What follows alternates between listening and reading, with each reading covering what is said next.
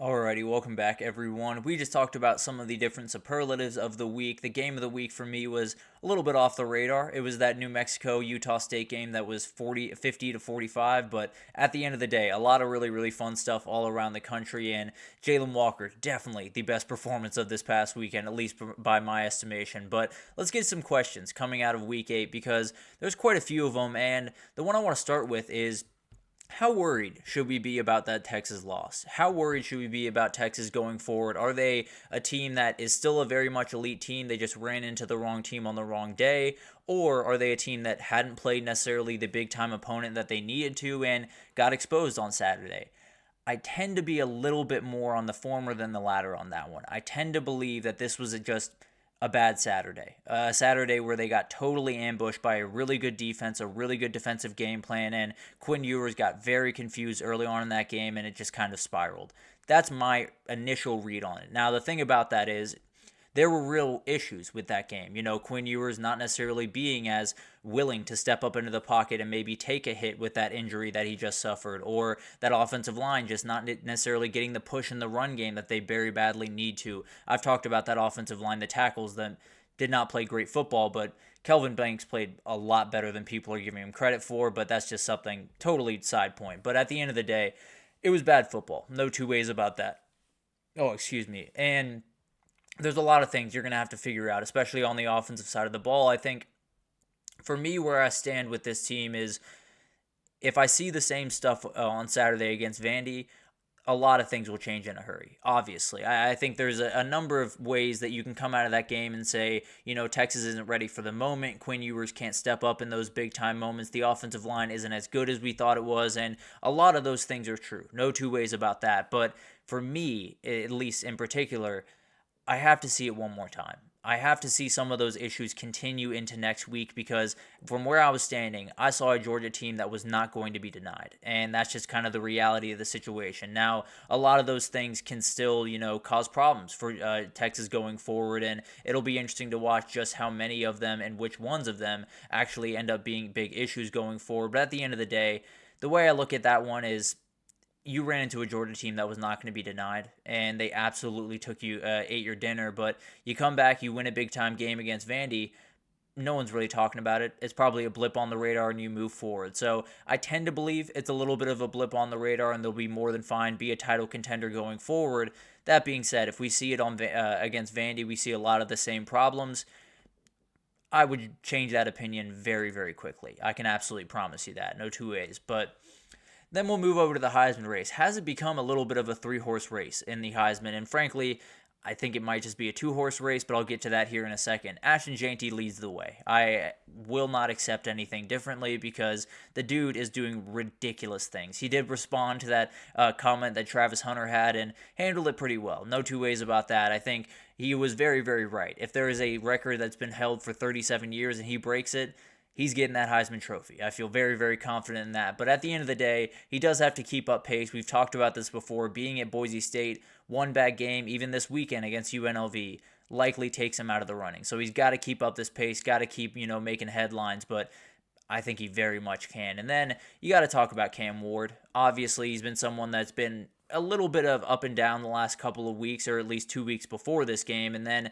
he just can't continue to go to work. Incredible stuff from him pretty much week on week. He has what feels like a Heisman moment every single week, where it's going to pop up on that Heisman reel when they go to New York at the end of the year. But I feel like this is a guy that, if he just keeps pace, if his team keeps winning, they keep making plays, and he can turn over the ball a little bit, as long as he's making the plays that he's made all year, I feel very confident that he's going to be in New York at the very least.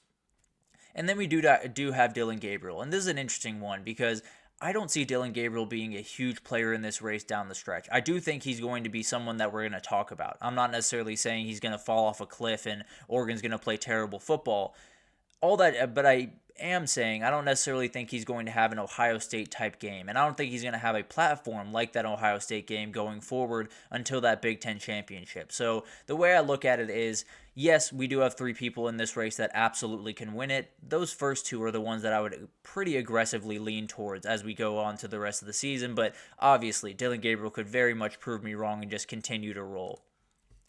then we got to talk about the teams that are hitting the panic button or have already hit it. And it starts with Oklahoma. There's no two ways about that. We could talk about Florida State, but that happened weeks ago. So Oklahoma has officially joined them in that ranks, and this team and program is in a very weird spot. I think they have a ton of really good players. I think the issue with it is the defense is your big-time strength. You're losing Danny Stutzman. You're losing Billy Bowman. You're losing Woody Washington at the end of the year, and you got a lot to figure out on that front. So there's a ton of things that are just off about Oklahoma right now. And frankly, it is Oklahoma. They have every ability to get back on track and be one of the dominant teams in the country. But as of right now, they're pretty far from where they need to be in that conversation. And then you got to talk about Michigan. This has been a nightmare from pretty much start to finish. It's been all over the place. They haven't had a quarterback for any length of time, and I think they're still trying to decide one this weekend. So they're all over the place and from start to finish. And frankly, when I look at this team going forward, this program going forward, I don't know what they're going to sell to a lot of these recruits. Obviously, on the defensive side of the ball, you're probably more than fine. But offensively, what are you selling wide receivers? What are you selling quarterbacks to say, hey, come play in an offense where we're going to run the ball 35 times and no pass is going to go over 10 yards?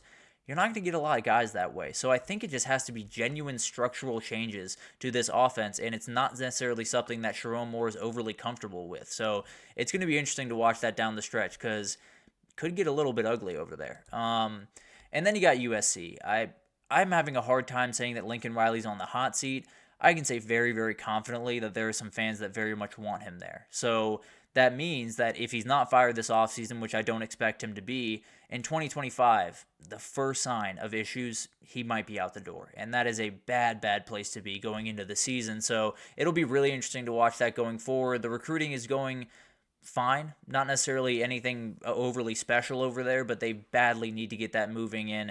If they can't, then it's going to be a nightmare down the stretch of this one. But another one that I have is the SEC becoming the most confusing conference in the country? Or is they becoming the conference that we're just going to have to, throw darts at a dartboard to figure out who's in it? Because obviously the Big 12 is what they are. They're going to cannibalize themselves. It's going to be a nightmare, and there's going to be so many different things to figure out. But it has thinned out just slightly, ever so slightly. We've eliminated teams from the Big 12. The SEC, you have A&M and LSU leading the way. Obviously, one of those teams will lose this weekend and take a little bit of a step back. But then you have Georgia, Texas, Tennessee, Missouri, Vanderbilt all sit at one loss. And then you have teams like Arkansas and Alabama that are right behind them that I don't think are going to play into the SEC title race, but could play into the CFP race. It's just one of those conferences that you knew it was going to be crazy. You knew there wasn't enough oxygen to go around in the room. But at the end of the day, we started the year thinking there could be 5 teams from this conference going in. I think it's probably going to be 3 teams, something like that. Maybe 4 teams, depending on the way that it shakes out. But as of right now, I see a lot of cannibalism coming up, and it could just be really tough for the SEC to recover from. And then we got to get into some surprise teams down the stretch. Oh, apologies for that. Surprise teams down the stretch are going to be really, really interesting to watch. And one of the ones that I want to talk about is Virginia Tech. I think they're a team that is kind of finding themselves offensively. They have Clemson at home in a couple of weeks. They only have one ACC loss. So a lot of things could happen in a hurry for the Hokies. They're not necessarily a team that started the year very pretty, but if you've watched Bishal Tootin run the ball the last couple of weeks, there's a lot of things that are possible for that team going forward. Another team to watch is Cincinnati, playing much better football than I expected them to play this year. Brendan Soares will be playing really good football for them. Coming over from Ohio. I can't remember where he came from. I apologize for that. But a very, very talented team nonetheless. And I think the biggest thing here is they got Iowa State and Kansas State on that schedule.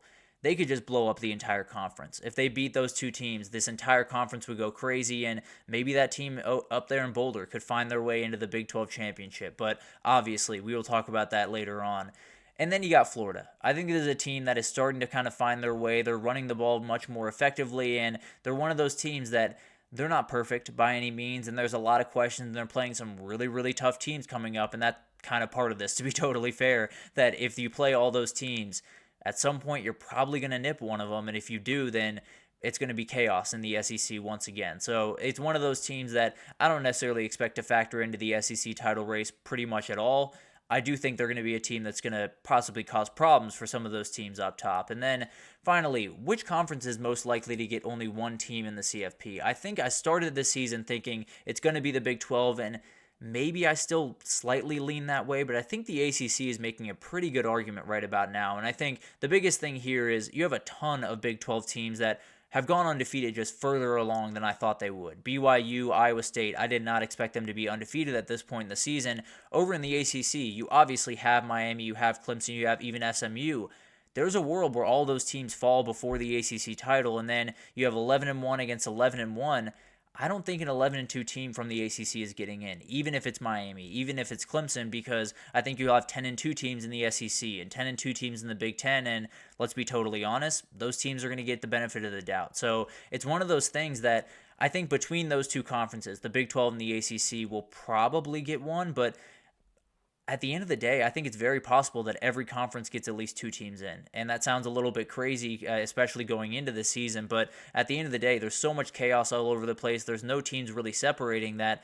I think it's possible that we have Miami, Clemson from the ACC. We have Kansas State, Iowa State from the Big 12, or someone else, a BYU, someone else over there. Then we have, Ohio State, Oregon, Penn State from the Big 10. And you have Georgia, Texas, and Tennessee, I don't know, from the SEC. So I think there's a lot of different ways that this can go, but I don't know if there's going to be any team that only gets one, or any conference that only gets one, which sounds crazy, but I don't know. It's been a crazy year, and I wouldn't be surprised if we had a very even split once we get to that playoff. But let's take our final break here, and when we come back, we got to get into the top 12 teams in the country as far as I see it. It is a very, very weird week. A couple of teams that have dropped out just because some holes have been poked in that team that I'm a little bit more nervous about. Some teams that have jumped in after that big-time win. So we'll break it down right after this, so stick with us.